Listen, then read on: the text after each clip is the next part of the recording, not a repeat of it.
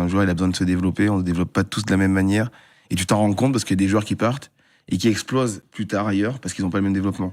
Mais économiquement parlant, les clubs n'ont pas le temps d'attendre. C'est ce qui est dommage. Cette saison-là, dont on parle, 2000-2001, l'OL jouait à Ligue des Champions, après une 3e place la saison d'avant. Et beaucoup de personnes ne connaissaient pas le format de l'époque en Ligue des Champions, avec la double phase de groupe. Ouais. Est-ce que tu peux leur expliquer ? Eh ben, t'avais une première phase de groupe de 4 équipes, les 2 premiers passés, et une deuxième phase de 4 équipes, et après, tu sortais les 2 premiers, c'était quart de finale, demi-finale, ouais.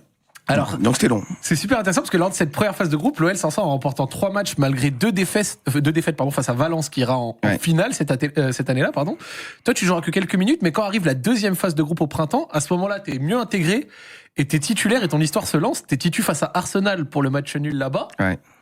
Et surtout, t'as le doublé face au Bayern qui aura marqué un peu les mémoires, une de tes premières années où tu commences à jouer beaucoup.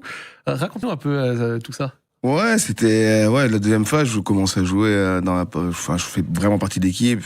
Je fais pas que des rentrées. Je joue dans des matchs en tant que titulaire.